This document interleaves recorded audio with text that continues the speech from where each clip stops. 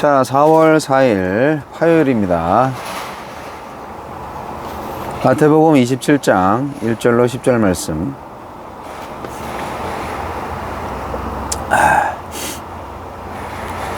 새벽에 모든 대제사장과 백성의 장로들이 예수를 죽이려고 함께 의논하고 결박하여 끌고 가서 총독 빌라도에게 넘겨주니라.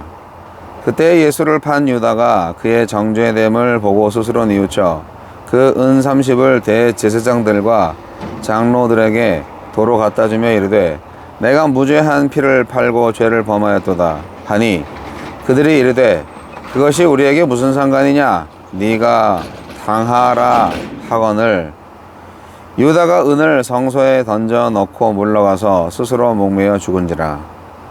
대제사장들이 그 은을 거두며 이르되 이것은 핏값이라 성전고에 넣어둠이 옳지 않다 하고 의논한 후 이것으로 토기장이의 밭을 사서 나그네의 묘지를 삼았으니 그러므로 오늘날까지 그 밭을 피밭이라 일컫느니라.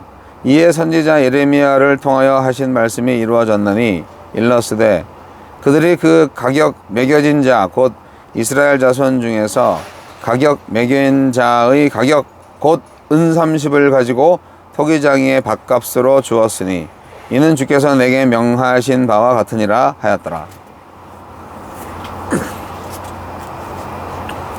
가론 유다의 최후. 대제사장과 장로들은 예수님을 유다 총독 빌라도에게 넘겨 정식 재판을 받게 합니다. 이 과정을 지켜본 가론 유다는 받은 돈을 반환하고 스스로 목숨을 끊습니다. 신성모독죄를 결의했지만 대제사장과 장로들은 밤새 예수님을 죽일 방법을 모의합니다. 왜냐하면 유대 법정에는 사형을 선고할 권한이 없고 로마 법정에 넘겨도 종교적인 죄목이 사형을 선고할 만큼 심각한 일이 아니기 때문입니다. 그들이 한 일은 죄를 찾아내는 것이 아니라 죄를 만들어내는 것입니다. 하지만 하나님이 아들을 죽음에 내어주지 않으셨다면 또 아들이 순종해서 죽음에 나아가지 않으셨다면 아무리 증인을 세우고 계략을 짜낸들 그들은 예수님에게 손 하나 될 수 없었을 것입니다.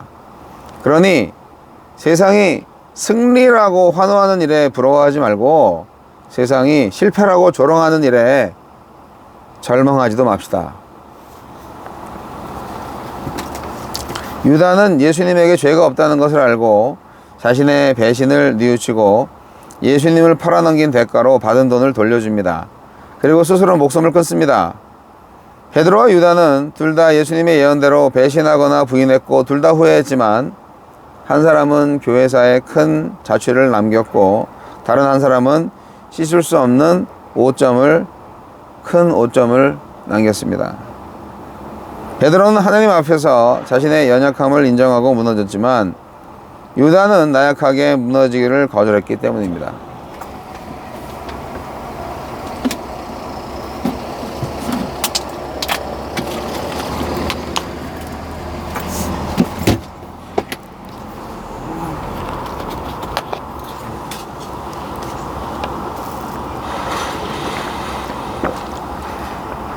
종교 지도자들은 자기 과오에 괴로워하는 유다를 조금도 동정하지 않고 외면합니다. 예수의 무죄함을 알고 자신들도 공범이면서도 유다에게만 무죄한 피를 흘린 죄를 떠넘긴 것입니다. 복음은 모르고 종교적 신념만 있는 지도자의 교만과 탐욕이 얼마나 무자비한 사람이 될 수 있게 하는가를 보여주는 거죠. 자살과 관련된 부정한 돈을 성전 헌금으로 받을 수 없으므로 종교 지도자들은 그 돈으로 토기장이의 밭을 구입하여 묘지로 사용합니다.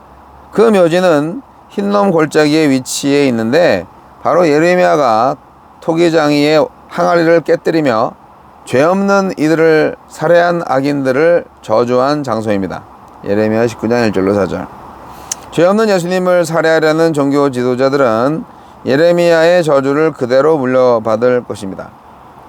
주여, 제 허물을 인정하고 주님께 고하여 주님의 은혜로 다시 일어서게 하여 주소서.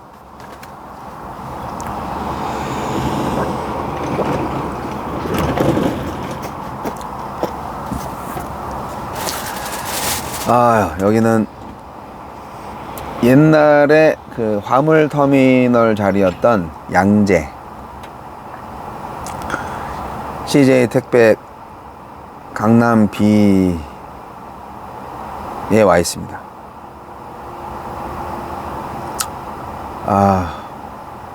어제 안성에서 차에서 잤죠. 트럭 일이 참 피곤한 일입니다. 어제 하남에서 짐을 싣고 안성 가서 하차를 하고 거기서 다시 상차를 해서 이곳 양재까지 오는 여정. 차에서 대기하는 시간이 훨씬 길죠. 거리는 얼마 안 되니까. 근데 집에서 자면 돈이 안 생기죠. 이렇게 밖에 나와서 트럭에서 자면 돈이 생기죠. 아이 참. 자, 오늘 가룟 유다의 최후를 살펴보는데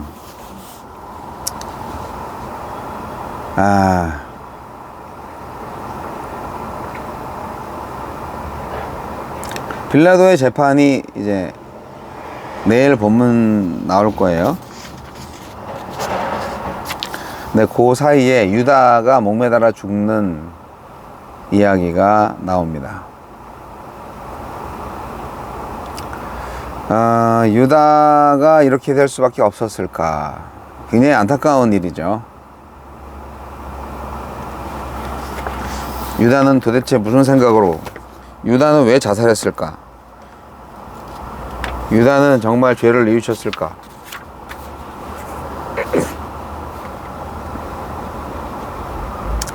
여하튼 그 당시에 이 대제사장들, 장로들, 서기관 이런 사람들 새벽까지 예수를 신문하면서 죽일 방법을 열심히 모의했어요. 로마 총독 빌라도에게는 신성모독죄라는 종교적인 죄목이 사형을 선고할 만큼 심각한 일은 아니었기 때문에 어떻게 예수를 죽일 수 있을까 상당히 많이 고민을 한 거죠. 총독의 손에 죽은 자로 만들고 싶었고 십자가형을 받을 자로 만들고 싶은 거죠. 그래서 하나님의 저주를 받은 자로 만들고 싶었던 거죠. 그래야 예수를 따르는 사람들의 반발을 잠재울 수 있고 빌라도에게 책임을 떠넘길 수 있기 때문이죠. 정말 악독하지 않습니까? 이 당시의 종교 지도자들이 아주 치밀하게 악독해요. 이 머리 나쁜 사람은 이런 악을 저지를 수도 없는 것 같아요. 머리 좋은 사람들이 이렇게 죄를 잘 짓는다니까요.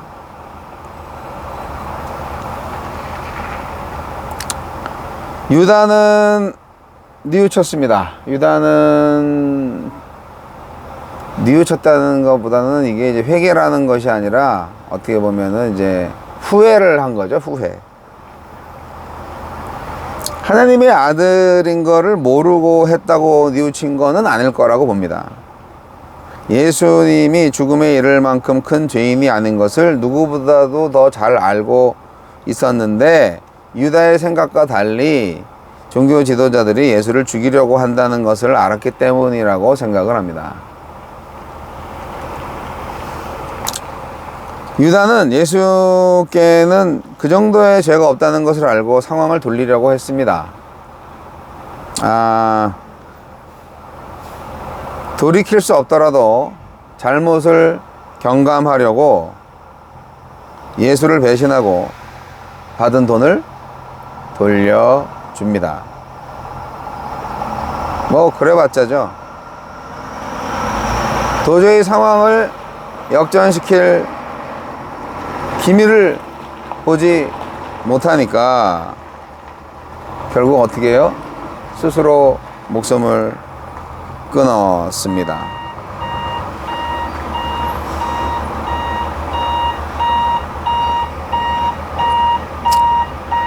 무서운 일이죠.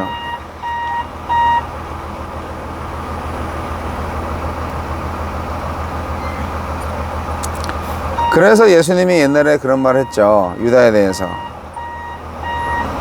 아유, 저 사람은 차라리 태어나지 않았으면은 더 좋았을 것을 이라고 말이죠.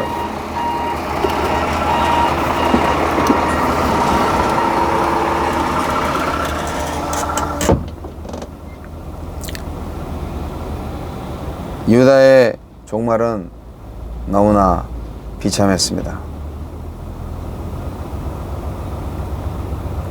베드로와 유다는 둘 다 예수님의 예언대로 배신하거나 부정했고요. 둘 다 후회했지만 결과는 아주 달랐죠. 아주 달랐죠. 베드로는 자신의 연약함을 인정했어요. 완전히 자기를 내버린 거죠. 무너졌어요. 하지만 어때요? 유다는 나약하게 무너지기를 거절했어요. 자기가 뭔가 책임질 수 있다고 생각했고 또 그거를 위해서 자기를 불살랐죠. 예. 자살로 생을 마감했으니까.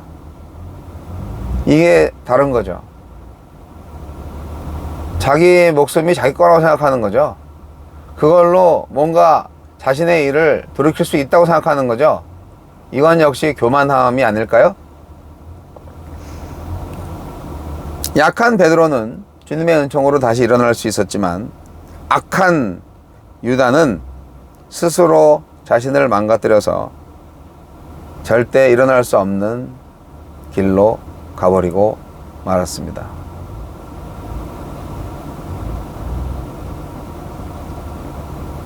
종교 지도자들은 괴로워하는 가룟 유다를 외면하죠.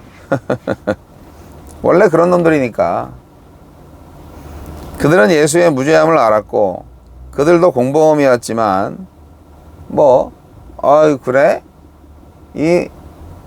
너 때문에 죽은 거야. 네가 다 책임져. 그런 식으로 얘기한 것 같아요.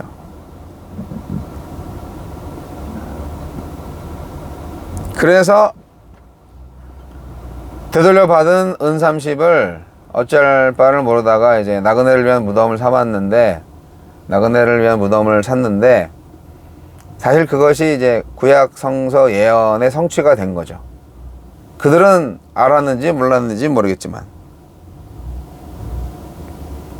이 모든 것이 하나님의 섭리였다. 네, 그렇게 볼 수가 있는 겁니다. 아침 해가 떠오르는 게 보이네요.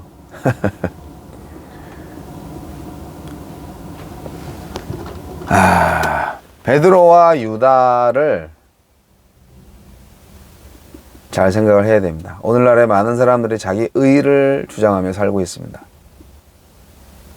그냥 완전하게 자기를 내려놓고 내가 죄인입니다 하면서 주님 제가 어떻게 해야 할까요?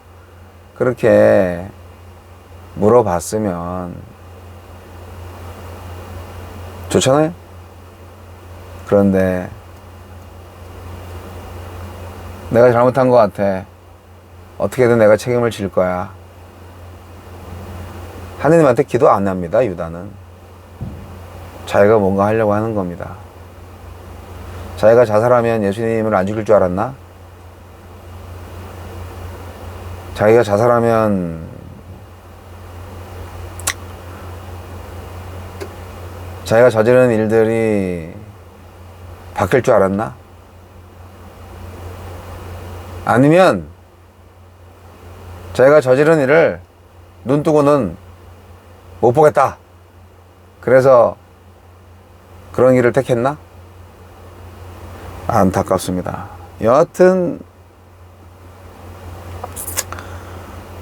자살이라는 극단적 선택을 한 것은 자기를 컨트롤하지 못하는 자기 안에 있는 악한 자아가 발동했기 때문이에요. 자기에게 진 거죠. 불쌍한 유다.